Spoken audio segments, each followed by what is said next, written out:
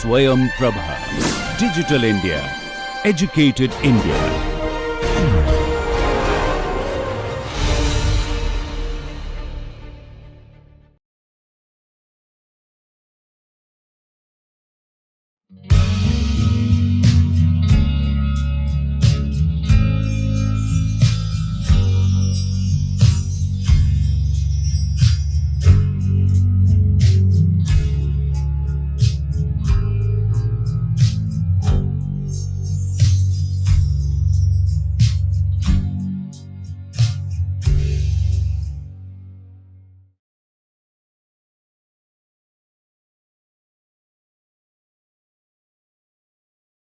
Hello everyone, welcome to the 28th lecture of this massive open online course on Sociology of Development.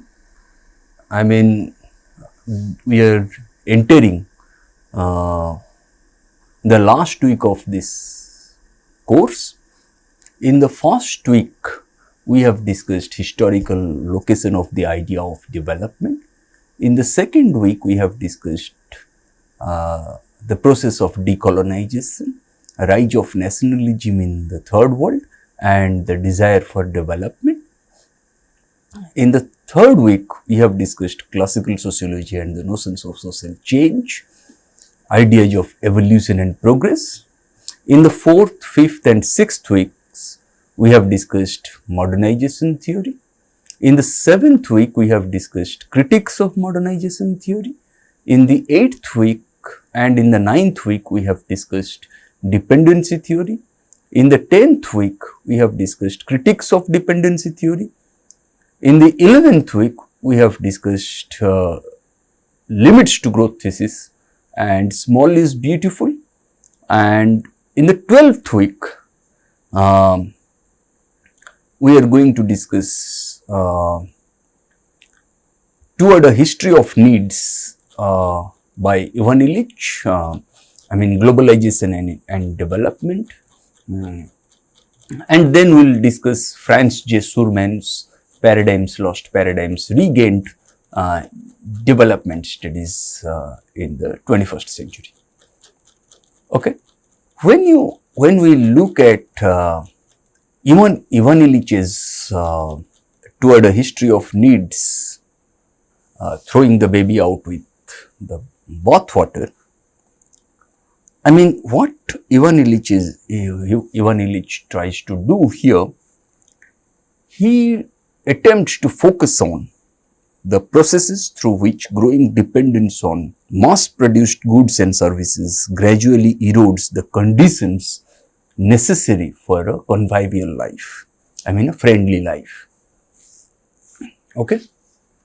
He was trying to look at industrial mode of production, which refers to the processes through which growing dependence on mass-produced goods and services that gradually erodes the conditions necessary for a convivial life. And in examining a distinct area of economic growth, he demonstrates a general rule. What is that general rule? Now, how use values are inevitably destroyed when the industrial mode of production achieves the predominance that Ivan Illich has termed radical monopoly. We'll come to radical monopoly a little while later, but let us stay with how use values are inevitably destroyed in the industrial mode of production. If you look at this, the way industrial growth produces the modernization of poverty, and modernized poverty appears when the intensity of market dependence reaches a certain threshold. Subjectively, it is the experience of frustrating affluence which occurs in persons mutilated by their overwhelming reliance or dependence on the riches of industrial productivity. Simply, modernized poverty deprives those affected by it of their freedom and the power to act autonomously, to live creatively. Modernized poverty also confines them to survival through being plugged into market relations. And precisely because this new importance is so deeply experienced, it is with difficulty expressed. And as you know, we all are witnesses to a variety a barely perceptible transformation in ordinary language by which verbs that formerly designated satisfying actions are replaced by nouns that denote packages designed for passive consumption only. For example, to learn becomes acquisition of credits. A profound change in individual and social self-images is here reflected. And the layman is not the only one who has difficulty in accurately describing what she or he experiences. The professional economist, for example, is unable to recognize the poverty her or his conventional instruments fail to uncover. Nevertheless, the new mutant of impoverishment continues to spread. The peculiarly modern inability to use personal endowments, communal life, environmental resources and so on in an autonomous way infects every aspect of life where a professionally engineered commodity has succeeded in replacing a culturally sad use value. The opportunity to experience personal and social satisfaction outside the market is destroyed. I mean, what people very often say that, no, I am poor, for instance, when the use value of my feet is lost. And this new importance producing poverty must not be confused with the widening gap between the consumption of rich and poor in a world where basic needs are increasingly shaped by industrial commodities. And that gap, what we see, is the form that traditional poverty assumes in an industrial society, and the conventional terms of class struggle appropriately reveal and reduce it. Further, Illich makes a distinction between modernized poverty and burdensome price exacted by the externalities which increased levels of production spew into the environment. It is clear that these kinds of pollution, stress and taxation are unequally imposed, and correspondingly defenses against such depredations are unequally distributed. Like the new gaps in access, such inequities in social costs are aspects of industrialized poverty for which economic indicators and objective verification can be found. Such is not true for the industrialized impotence that affects both rich and poor. Where this kind of poverty reigns, life without addictive access to commodities is rendered either impossible or criminal. Making do without consumption becomes impossible, not just for the average consumer, but even for the poor. All forms of welfare, from affirmative action to environmental action, are of no help. The liberty to design and craft one's own distinctive dwelling is abolished in favor of the bureaucratic provision of standardization. The organization of employment, skills, building resources, rules and credit favor shelter as a commodity rather than as an activity. Whether the product is provided by an entrepreneur or not, the effective result is the same: citizen impotence, or specifically modern experience of poverty. Wherever the shadow of economic growth touches us, we are left useless. People are left useless, helpless. unless employed on a job or engaged in consumption. The attempt to build a house or a set of bone outside the control of certified specialists appears as anarchic concept.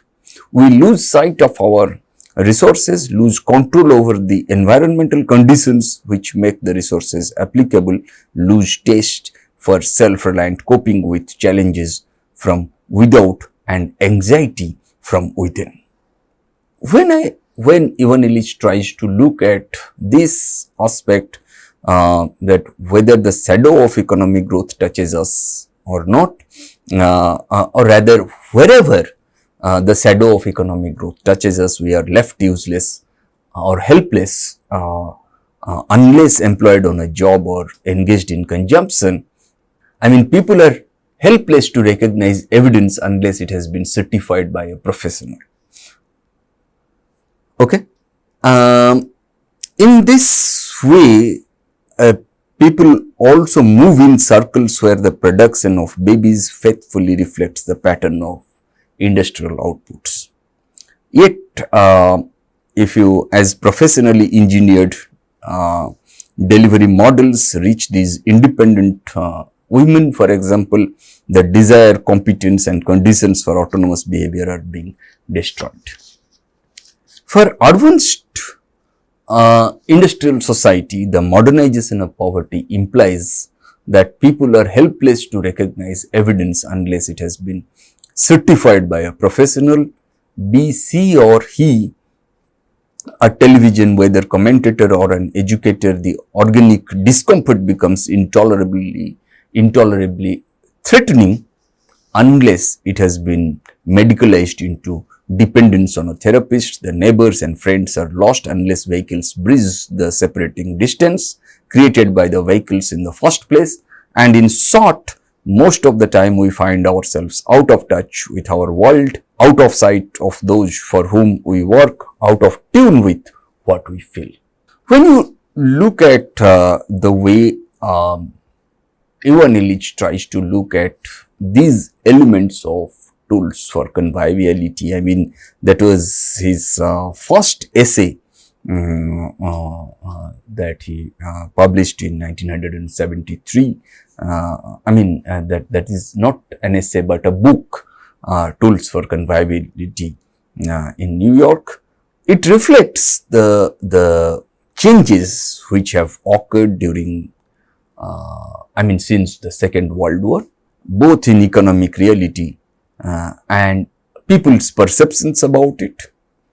It assumes, this tools of conviviality, it assumes a rather large rise in the non-technical, ritual and symbolic powers of our major technological and bureaucratic systems, and a corresponding fall in their scientific, technical and instrumental effectiveness.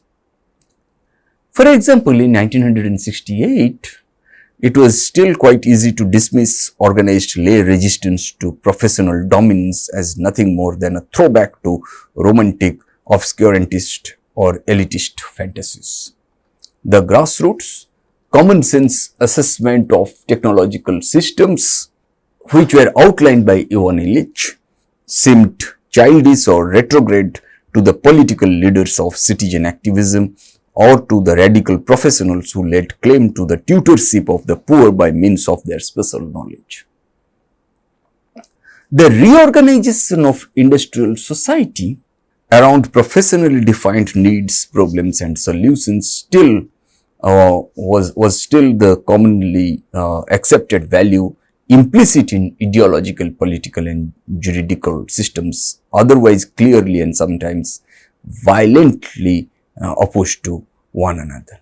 Now, if you look at today's picture in 2020-21, you will find the picture has changed. Today, a hallmark of advanced and enlightened technical competence is a self-confident community, neighborhood or a group of citizens engaged in the systematic analysis and consequent ridicule of the needs, problems and solutions defined by them by the agents of professional establishments. For example, in the 1960s, 1970s, lay opposition to legislation based on expert opinion still sounded like anti-scientific bigotry. Today, lay confidence in public policies based on experts' opinion is tenuous indeed. Thousands now reach their own judgments and at great cost engage in citizen action without any professional tutorship. They gain the scientific information that they need through personal independent effort, and at times risking limb, freedom and respectability, they bear witness to a newly matured scientific attitude.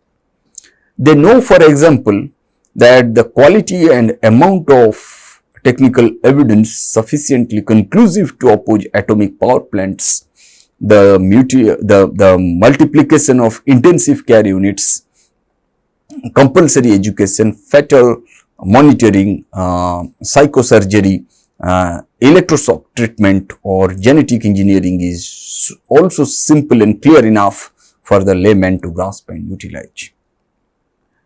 For example, compulsory schooling, 50 years back was still protected by powerful taboos. Today, its defenders are almost exclusively either teachers whose jobs depend upon it, as Ivan Illich argues, or Marxist ideologues who defend professional knowledge holders in a shadow battle against the hip bourgeois. The myths about the effectiveness of modern medical institutions were still unquestioned. Most economics textbooks accepted the belief that adult life expectancy was increasing, that treatment for cancer postponed death, that the availability of doctors resulted in higher infant survival rates. And since then, people have discovered what vital statistics, population statistics have always shown, that adult life expectancy has not changed in any socially significant way over the last few generations. That it is lower in most rich countries today than in our in the days of yore, and also lower than in many other many poor nations. Universal access to post-secondary schooling, to adult education, to preventive medicine, to highways, to a wired global village was still a prestigious goal. And today, the great myth-making rituals organized around education, transportation, healthcare and urbanization have indeed been partly demystified. They have not yet, however, been disestablished. And then on, how Ivan Illich tries to move on to his reflection on the development decade that he called attention to the exacerbating importance that is inflicted upon the poor in those countries which have benefited most from the importation of the public utilities in which the rich take pride. And then Ivan Illich moves on to focus on the kind of social and political analysis which cripples not just the poor, but the vast majority in the industrialized nations. The production of modernized poverty in the shadow of economic expansion, in the shadow of economic growth, is described principally in the areas of transportation 1, education 2 and healthcare 3. It is from these sectors, namely transportation, education and healthcare, that Ivan Illich has learnt much during has learnt much from his social and political analysis. Shadow prices and increased consumption gaps are important aspects of the new poverty. But Ivan Illich's principal interest is directed toward a different concomitant of modernization. What is that? A different concomitant of modernization. That is directed, that refers to the process by which autonomy is undermined, satisfaction dulled, experience flattened out, and needs frustrated for nearly everyone. For example, Ivan Illich has examined society-wide obstacles to mutual presence, which are necessary side effects of energy intensive transportation, and he also wanted to define the power limits of motors, for example, equitably used to increase people's access to one another. He also recognized of course, that high speeds inevitably impose a skewed distribution of harriedness, noise, pollution, and enjoyment of privilege. But the way he emphasized the way he argues, which are focused on the negative internalities of modernity, that is time consuming acceleration, sick making healthcare, and stupefying education. The unequal distribution of the benefits or the unequal imposition of their negative externalities are corollaries to his basic argument, and he is more interested in the direct and specific effects of modernized poverty, in human tolerance for such effects, and in the possibility of escaping the new misery. What Ivan Illich has found through his research toward a history of needs, throwing the baby out with the bathwater, that he found it necessary to examine again and again the correlation between the nature of tools on the one hand and the meaning of justice that prevails in the society that uses them on the other. He observed the decline of freedom in societies where rights are shaped by expertise.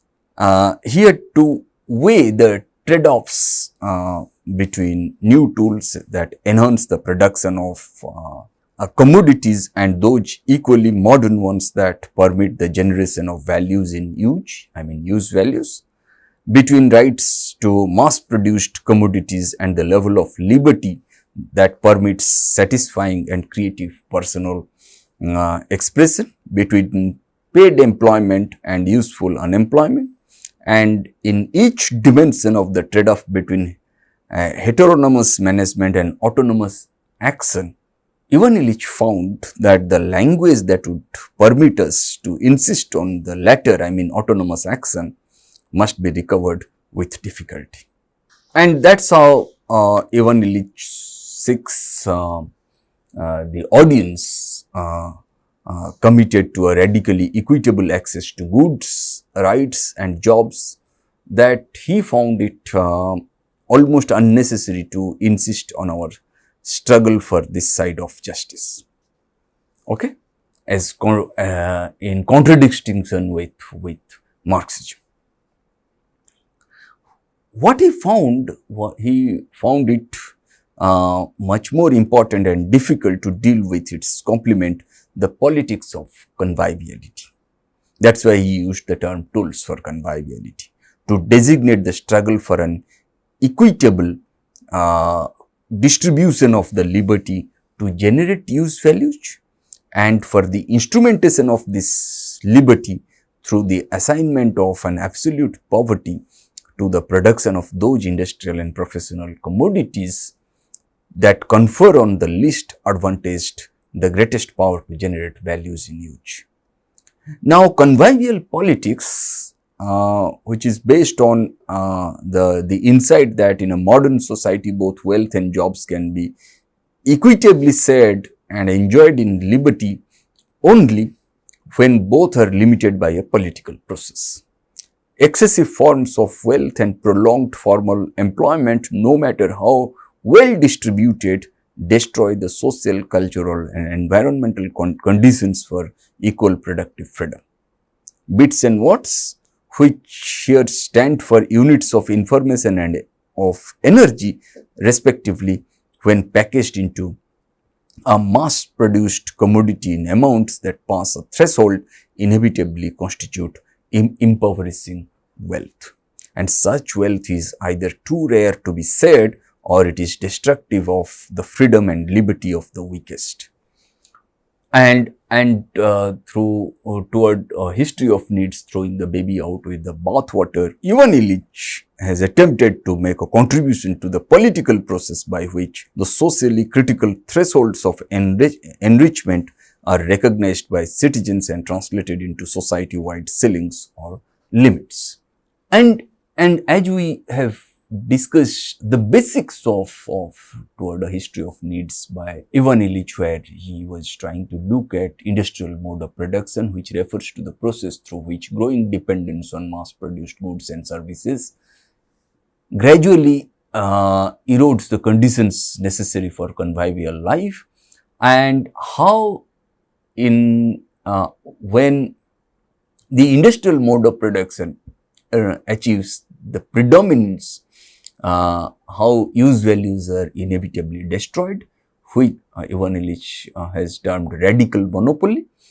Now, let us see what radical monopoly is all about. I mean, erosion of use values are getting eroded in the context of radical monopoly. And if you look at this, that use values are getting eroded in the industrial mode of production, I mean, the reduction of use values to commodities, I mean, the process of commodification. Then everything is considered in terms of a commodity which can be bought and sold in the market, and which has got more exchange value. Okay, that's how use values are getting eroded. And that is the ideology in capitalist societies. The real underlying relationships are hidden from our perception, and that we build our understanding of the world only in terms of appearances. And industrial capitalism entails manufacture by means of a factory system with 4 elements. 1, an intricate division of labor or specialization within and between work processes. 2, the creation of designated workplaces and factories. 3, de-skilling of traditional handicraft skills. And 4, the routinization of work tasks. Ivan Illich regards so-called economic development as in reality leading to the destruction of the vernacular skills previously possessed by people in self-sufficient pre-industrial societies, economies. Further, Ivan Illich argues that people have become increasingly dependent on professionals, experts and specialists for satisfaction of many of their fundamental needs, such as the provision of health services and compulsory schooling. The provision of such services as health services and compulsory schooling has often become radical monopoly, since with the destruction of earlier traditions, there is often no longer any alternative but to have recourse to such expert provision, and in many ways the services offered by such experts are debilitating and dehumanizing, leading to passive consumption and dependency. A professionally engineered commodity has succeeded in replacing a culturally shared use value, and that's how your tradition also gets destroyed. Ivan Illich distinguishes modernized poverty from the burdensome price exacted by the externalities which increased levels of production spew into the environment. That's what we have discussed. And from advanced industrial society, the modernization of poverty implies that people are helpless to recognize evidence unless it has been certified by a professional. And the way Ivan Illich looked at principally the 3 areas of transportation, education and healthcare. I mean, if you look at the energy sector, the aspect of equity, sustainability and so on. We are going to discuss in terms of how radical alternatives to industrial society, I mean low energy, convivial modernity, under some circumstances the technology incorporates the values of the society for which it was invented to such a degree that these values become dominant in every society which applies that technology. And the material structure of products and devices can irremediably incorporate class bias and high energy technology. Then we will discuss industrialization of traffic, speed stunt, imagination, net transfer of lifetime, ineffectiveness of acceleration, the radical monopoly of industry and so on. Let us start one by one. From the energy crisis that Ivan Illich tries to look at here, that it has recently become fashionable to insist on an impending energy crisis, and this euphemistic term conceals a contradiction and involves an illusion. It masks the contradiction implicit in the joint pursuit of equity and industrial growth. It safeguards the illusion that machine power can indefinitely take the place of manpower. To resolve this contradiction and dispel this illusion, it is urgent to clarify the reality that the language of crisis obscures high quantum of energy degrades social relations just as inevitably as they destroy the physical milieu. The advocates of an energy crisis believe in and continue to propagate a peculiar vision of human beings, of individuals. According to such notion, I mean according to the advocates of an energy crisis, that individuals are born into perpetual dependence on slaves, which they must painfully learn to master. If they do not employ prisoners, then they need machines to do most of their work. According to this doctrine, the well-being of a society can be measured by the number of years its members have gone to school and by the number of energy slaves they have thereby learned to command. And this belief is common to the conflicting economic ideologies now in vogue. It is threatened by the obvious inequity, hurriedness, and the impotence that appear everywhere once the voracious hordes of energy slaves outnumber people by a certain proportion.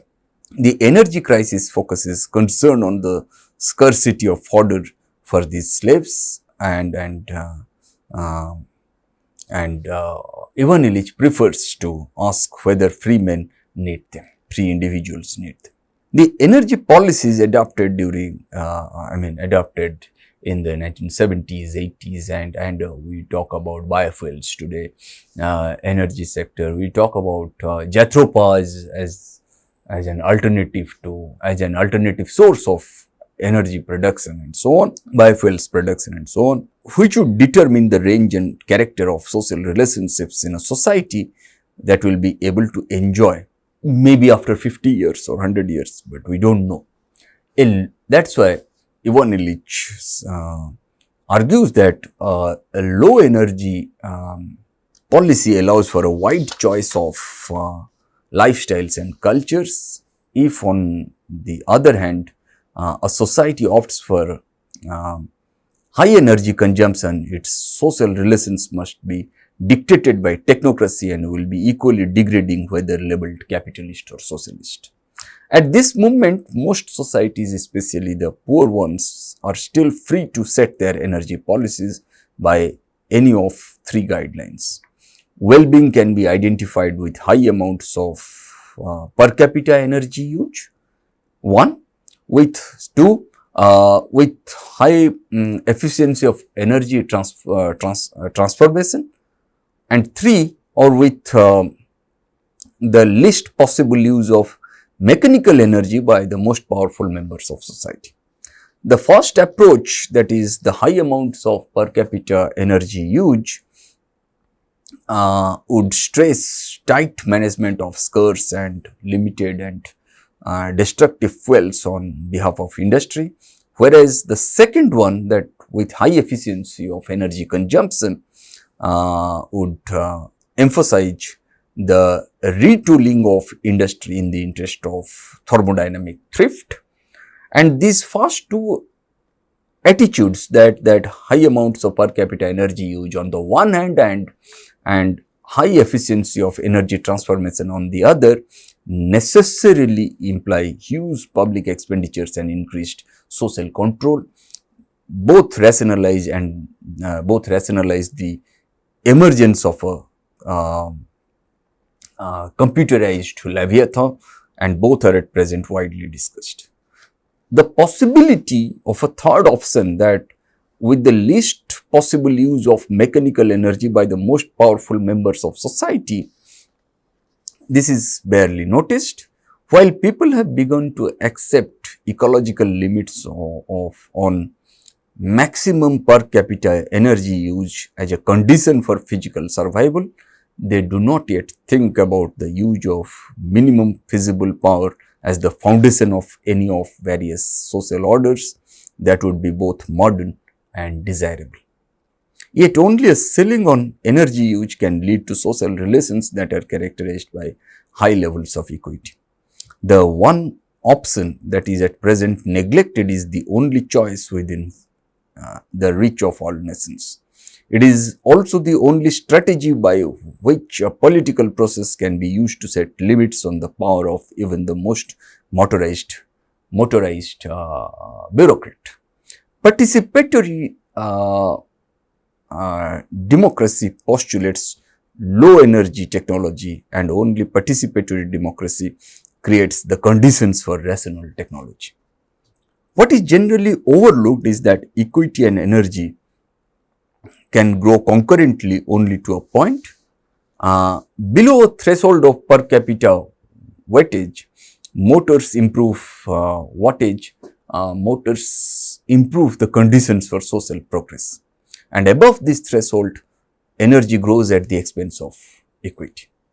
Further, energy affluence then implies decreased distribution of control over that energy.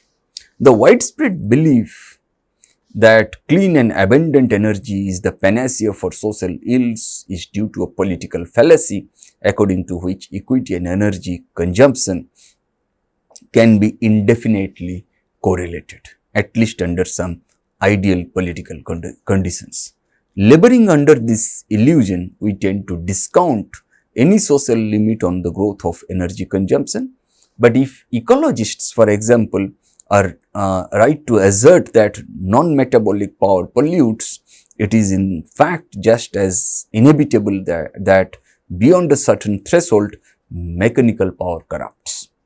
The threshold of social disintegration by high energy quanta is dependent from or is independent from the threshold at which energy conversion produces physical destruction.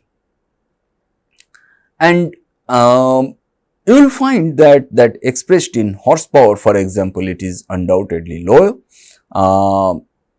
This is the fact which must be theoretically recognized before a political issue can be made of the per capita wattage to which a society would limit its members.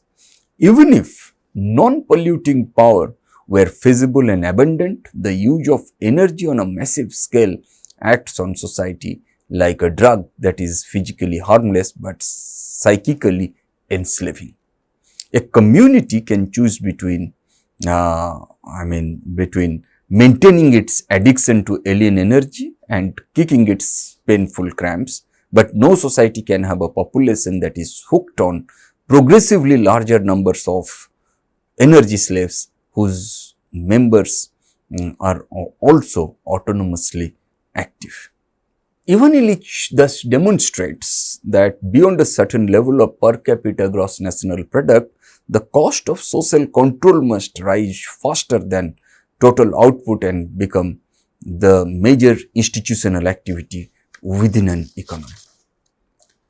Therapy administered by educators, psychiatrists and social workers must converge with the designs of planners, managers and salesmen and complement the services of security agencies, the military and the police. He indicates one reason why increased affluence requires increased control over people. He argues that, Ivan Illich argues that beyond a certain median per capita energy level, the political system and cultural context of any society must decay. Once the critical quantum of per capita energy is surpassed, education for the abstract goals of a bureaucracy must supplant the legal guarantees of personal and concrete initiative, and this quantum is the limit of social order.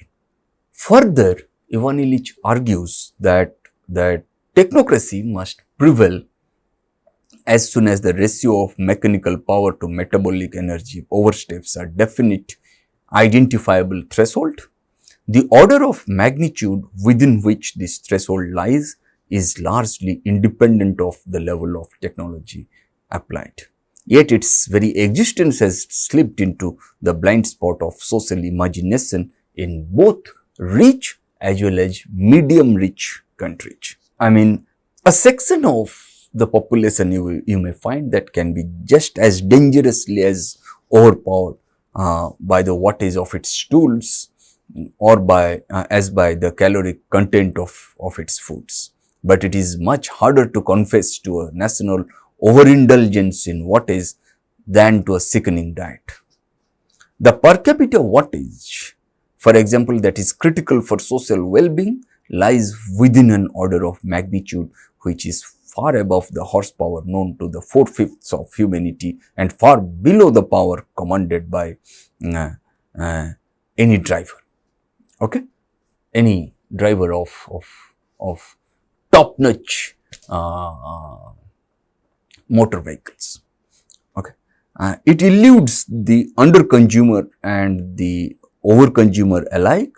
Neither is willing to face the facts, but for the primitive, the elimination of slavery and drudgery depends on the introduction of appropriate modern technology, and for the rich, the avoidance of an even more horrible degradation that depends on the effective recognition of a threshold in energy consumption beyond which technical processes begin to dictate social relations. Calories are both biologically and socially healthy only as long as they stay within the narrow range that separates enough from too much. The so-called energy crisis is then a politically ambiguous issue. Public interest in the quantity of power and in the distribution of controls over the use of energy can lead in two opposite directions. On the one hand, questions can be posed that would open the way to political reconstruction by unblocking the search for a post-industrial, labor-intensive, low-energy and high-equity economy. And on the other hand, historical concern with machine fodder can reinforce the present escalation of capital-intensive institutional growth and carry us past the last turn-off from a hyper-industrial event. And political reconstruction presupposes the recognition of the fact that there exist critical per capita quanta beyond which energy can no longer be controlled by political process. A universal social straitjacket will be the inevitable outcome of ecological restraints on total energy imposed by industrial-minded planners bent on keeping industrial production at some hypothetical maximum. The choice of a minimum energy economy compels the poor to abandon fantastical expectations and the rich to recognize their vested interest as a ghastly liability. Both must reject the fatal image of the individual, the slaveholder currently promoted by an ideologically stimulated hunger for more energy. In countries that were made affluent by industrial development, the energy crisis serves as a pretext for raising the taxes that would be needed to substitute new, more rational and socially more deadly industrial processes for those that have been rendered obsolete by inefficient overexpansion. And for the leaders of people who are not yet dominated by the same process of industrialization, the energy crisis serves as a historical imperative to centralize production, pollution and their control in a last-ditch effort to catch up with the more highly powered. By exporting their crisis and by preaching the new gospel of Puritan energy worship, the rich do even more damage to the poor than they did by selling them the products of now outdated factories. As soon as a poor country accepts the doctrine that more energy, more carefully managed would always yield more goods for more people, the country locks itself into the cage of enslavement to maximum industrial outputs. Inevitably, the poor lose the option for rational technology when they choose to modernize their poverty by increasing their dependence on energy. Inevitably, the poor deny themselves the possibility of liberating technology and participatory politics when, together with maximum feasible energy use, they accept maximum feasible social control. The energy crisis thus cannot be overwhelmed by more energy inputs. It can only be dissolved along with the illusion that well-being depends on the number of energy slaves a man, an individual has at his or her command. For this purpose, it is necessary to identify the thresholds beyond which energy corrupts, and to do so by a political process that associates the community in the search for limits. Because this kind of research runs counter to that now done by experts and for institutions. It has 3 steps as pointed out by Ivan Illich. First, the need for limits on the per capita use of energy must be theoretically recognized as a social imperative. Then the range must be, second one, the range must be located wherein the critical magnitude must be found. And thirdly, each community has to identify the levels of inquiry, hearing and operant conditioning that its members are willing to accept in exchange for the satisfaction that comes of idealizing powerful devices and joining in rituals directed by the professionals who control their operation. The need for political research on socially optimal energy quanta can be clearly and concisely illustrated. Okay, that's how Ivan Illich tries to look at the industrialization of traffic, for example. Okay, in traffic, energy used over a specific period of time, power, translates into speed, and in this case, the critical quantum would appear as a speed limit. Wherever this limit has been passed, the basic pattern of social degradation by high energy quantum has increased. Okay, and in this way, the discussion of how energy is used to move people requires a formal distinction between transport and transit as the 2 components of traffic. By traffic, Ivan Illich meant any movement of people from one place to another when they are outside their homes. By transit, he meant those movements that put human metabolic energy to use, and by transport, that mode of movement which relies on other sources of energy, and these energy sources would henceforth be mostly motors. Such animals compete fiercely with human beings for their food in an overpopulated world, unless they are thistle eaters like donkeys and camels. That's what, in a humorous way, Ivan Illich puts it. As soon as people become tributaries of transport, not just when they travel for several days, but also on their daily trips, the contradictions between social justice and motorized power, between effective movement and higher speed, between personal freedom and engineered routing become poignantly clear. Enforced dependence on automobile machines then denies the community of self-propelled people just those values supposedly procured by improved transportation.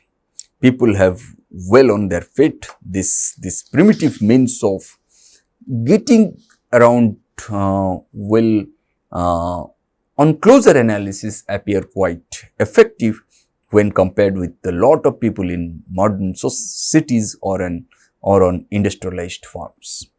It would appear particularly attractive once it has been understood that perhaps, for example, modern American, modern European, modern Indian walks on the average as many miles as their ancestors, most of them through tunnels, corridors, parking lots and stores. Okay. Coming to speed-stunned imagination, I mean past a certain threshold of energy consumption, the transportation industry dictates the configuration of social space.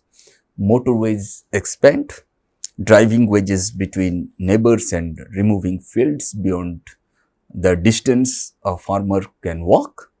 Ambulances take clinics beyond the few miles a sick child can be carried. The doctor would no longer come to the house because vehicles have made the hospital into the right place to the sick. Once heavy trucks reach a village high, then you will find that the local market would disappear. Equal speeds have equally distorting effects on the perception of space, time and personal potency in rich as well as in poor countries. Nevertheless, different the surface appearances might be. Everywhere the transportation industry shapes a new kind of individual to fit the new geography and the new schedules of its making. The product of the transportation industry is the habitual passenger who has been boosted out of the world in which people still move on their own, and they have lost the sense that they stand at the center of this world. And the habitual passenger is conscious of the exacerbating time scarcity that results from daily recourse to the cars, trains, buses, subways and elevators that force them to cover an average of 20 miles every day, frequently crisscrossing their path within a radius of less than 5 miles. They have been lifted off their feet. No matter if they go by subway or jet plane, they feel slower and poorer than someone else and resents the shortcuts taken by the privileged few who can escape the frustrations of traffic. If they are cramped by the timetable of their commuter train, they dream of a car. If they drive exhausted by the rush hour, they envy the speed capitalists who drive against the traffic. If they must pay for their car out of their own pocket, they know fully well that the commanders of corporate fleets send the fuel bill to the company and write off the rented car as a business expense. The habitual passenger is thus caught at the wrong end of growing inequality, time scarcity and personal importance, but they can see no way out of this blind except to demand more of the same, more traffic by transport. They stand in wait for technical changes in the design of vehicles, roads and schedules, or else they expect a revolution to produce mass rapid transport under public control.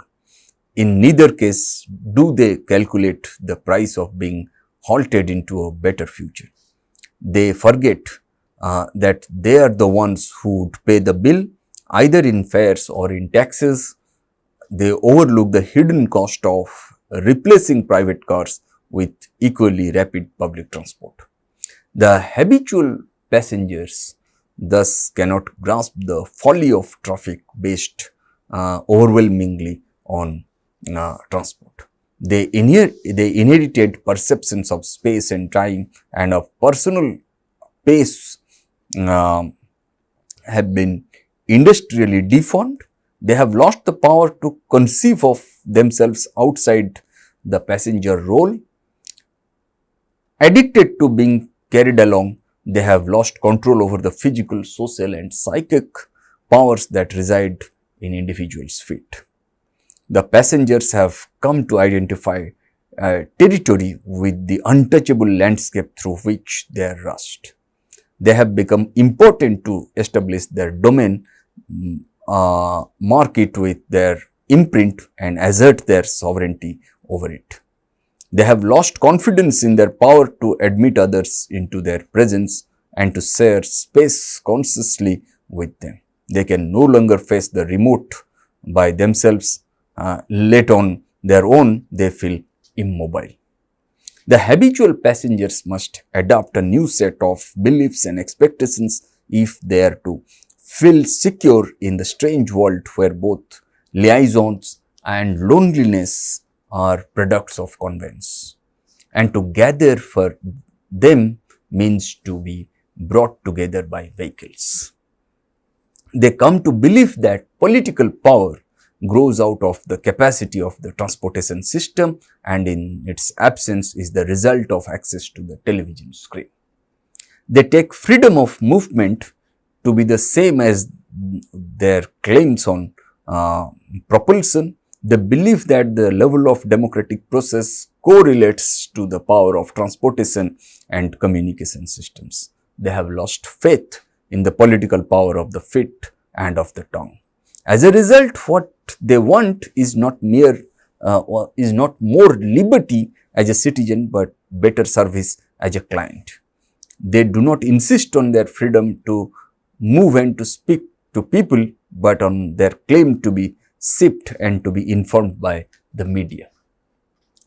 They want a better product rather than freedom from servitude to it. It is vital that they come to see that the acceleration that they demand is self-defeating and that it must result in a further decline of equity, leisure and autonomy. The net transfer of lifetime, that unchecked speed is expensive and progressively fewer can afford it. Each increment in the velocity of a vehicle results in an increase in the cost of propulsion and track construction, and most dramatically in the space the vehicle devours while it is on the move. Past a certain threshold of energy consumption for the fastest passenger or worldwide class structure of speed capitalists is created. That's what we have discussed. I mean, the material structure of products and devices can irremediably incorporate class bias, class hierarchy, class prejudice. Okay.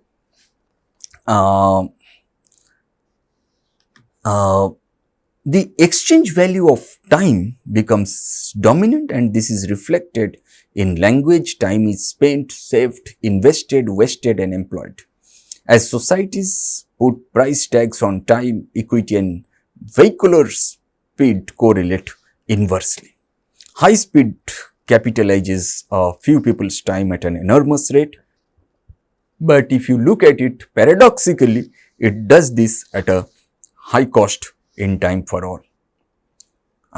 For example, in Mumbai, in Delhi, in metropolitan cities, you will find only a very few people who own cars. They can reach a provincial capital in one morning and make the trip once a week. I mean, people may own cars, but they do not drive so frequently because of traffic. The ineffectiveness of acceleration, I mean, it should not be overlooked that top speeds for a few exact different price than high speeds for all. Social classification by levels of speed enforces a net transfer of power. that is the poor work and pay to get left behind.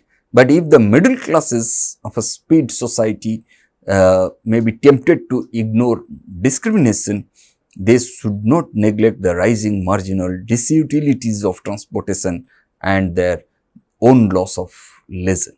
High speeds for all imply that everybody has less time for themselves, as the whole society spends a growing slice of its time budget on moving people. Vehicles running over the critical speed not only tend to impose inequality, they also inevitably establish a self-serving industry that hides an inefficient system of locomotion under apparent technological sophistication. Okay?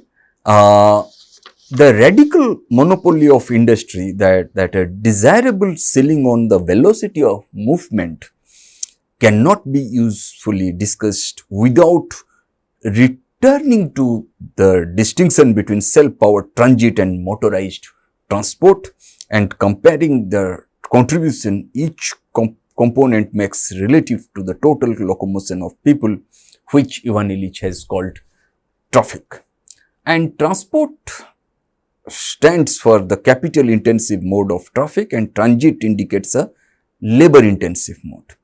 Transport is the product of an industry whose clients are passengers. It is an industrial commodity and therefore scarce by definition. Improvement of transport always takes place under conditions of scarcity that become more severe as the speed and with it the cost of the service increases. Conflict about insufficient transport tends to take the form of a zero-sum game where one wins only if another loses. And transit, on the contrary, is not the product of an industry but the independent enterprise of transients. It has use value by definition but need not have any exchange value. The ability to engage in transit is native to individuals and more or less equally distributed amongst healthy people of the same age. The exercise of this ability can be restricted by depriving some class of people of the right to take a straight route or because a population lacks shoes or pavements. Conflict about unsatisfactory transit conditions tends to take therefore the form of non-zero sum game in which everyone comes out ahead, not only the people who get the right to walk through a formerly walled property but also those who live along the road. Total traffic is the result of two profoundly distinct modes of production, and these can reinforce each other harmoniously only as long as the autonomous outputs are protected against the encroachment of the industrial product. Then what Ivan Illich is trying to do here, he is trying to look at the elusive threshold, the degrees of self-powered mobility, the dominant versus subsidiary motors and so on in the context of under-equipment, overdevelopment and mature technology. And if you look at this, I mean, liberation which comes cheap to the poor will cost the rich dear, but they will pay its price once the acceleration of their transportation systems grinds traffic to a halt. A concrete analysis of traffic betrays the truth underlying the energy crisis, that is the impact of industrially packaged quanta of energy on the social environment tends to be degrading, exhausting and enslaving, and these effects come into play even before those which threaten the pollution of the physical environment and the extinction of the race. The crucial point at which these effects can be reversed is not nevertheless a matter of deduction but of decision. Okay. Then what we have discussed in this lecture, we have discussed toward a history of needs, throwing the baby out with the bathwater. From industrial mode of production, which refers to the process through which growing dependence on mass-produced goods and services gradually erodes the conditions necessary for a convivial life, how huge values are inevitably getting destroyed when the industrial mode of production achieves the predominance that even Ivan Illich has termed radical monopoly. We have discussed modernized poverty that appears when the intensity of market dependence reaches a certain threshold, and modernized poverty, how it deprives those affected by it for their freedom and power to act autonomously, to live creatively, how it confines them to survival through being plugged into market relations. Then we have discussed how pollution, stress and taxation are unequally imposed, and correspondingly defenses against such depredations are unequally distributed. And we have discussed tools for conviviality, grassroots common sense assessment of technological systems, reorganization of industrial society, and then we have discussed negative internalities of modernity, I mean in terms of time consuming acceleration, sick making healthcare and stupefying education, correlation between the nature of tools on the one hand and the meaning of justice on the other, decline of freedom, radical monopoly, energy and equity, how radical alternatives to industrial society, I mean in terms of low energy and convivial modernity. Under some circumstances, technology incorporates the values of our economy, culture and polity, for which it was invented to such a degree that these values become more dominant in every society which applies that technology. And the material structure of products and devices can irremediably incorporate class bias. We have discussed this. Then we have discussed in terms of energy and equity, industrialization of traffic, speed stunt, imagination, net transfer of lifetime, ineffectiveness of acceleration, the radical monopoly of industry. Then we have, if you look at this, the elusive threshold degrees of self-powered mobility, dominant versus subsidiary motors in the context of under-equipment, overdevelopment and mature technology. And in the next lecture, what we are going to do, we are going to, we are left with 2 more lectures. We are going to discuss paradigms lost, paradigms regained, development studies in the 21st century by Franz J. Surman. Thank you.